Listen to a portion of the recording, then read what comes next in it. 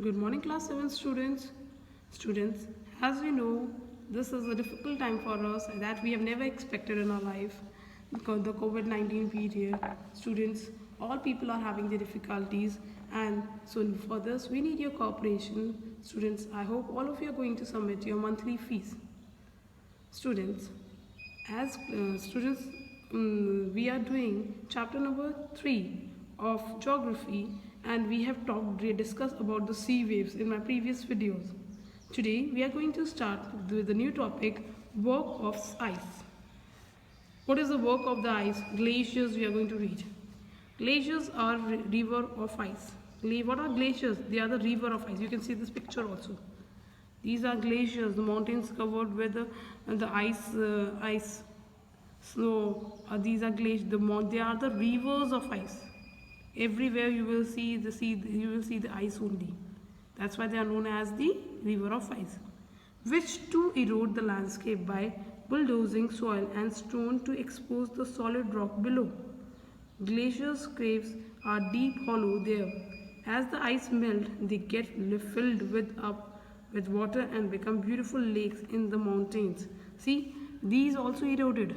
They also move as they form a landscape also. Wow, as the river ice melt, they are filled with the water, and ice melt, they get filled with water and become beautiful lakes. When the ice of these glaciers melt, that converted into a beautiful lake in the mountains. So where do the water come from? From these glaciers, all the melting of these glaciers. The material carried by the glaciers, such as rock, big and small, sand and silt, get deposited, and these deposits are known as the glacial moraines. Moraines means when these rivers, when this ice melt, they carry small, big rocks, sand and silt and deposit in one place. These deposits are known as the glacial moraines. What is known as glacial moraines? So let's move on to the next topic, work of wind. How the wind work for us? We have read about the sea waves, students. We have read about the ice, and now we are going to read about the wind. This is the last topic. Have you ever visited a desert? Try to collect some pictures of sand dunes. Sand dunes, see, this is a picture. Everywhere you will find is the sand. Everywhere you will find long distance. They are sand dunes. They are deserted area. No vegetation is there. The active agent of erosion and deposition in the desert is the wind. How these sand dunes are formed?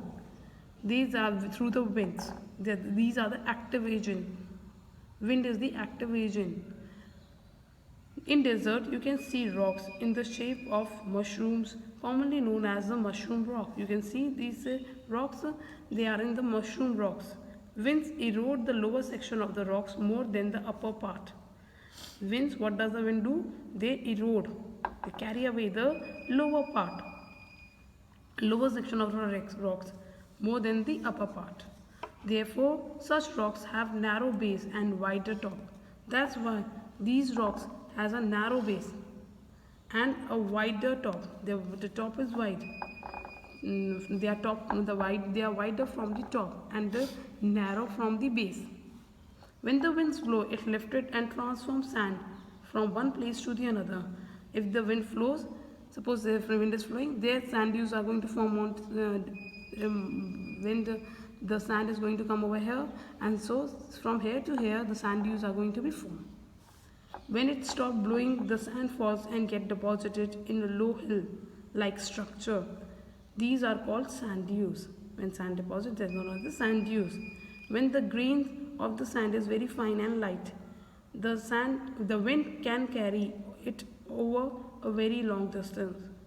Through the wind, these sands, because it's very light in weight, the wind can carry into the long distance. When such sands are deposited in large area, these are known as the loess, which deposit loess is found in China, and they are found in China. So student, this complete your reading portion of chapter number 3 of geography. Thank you.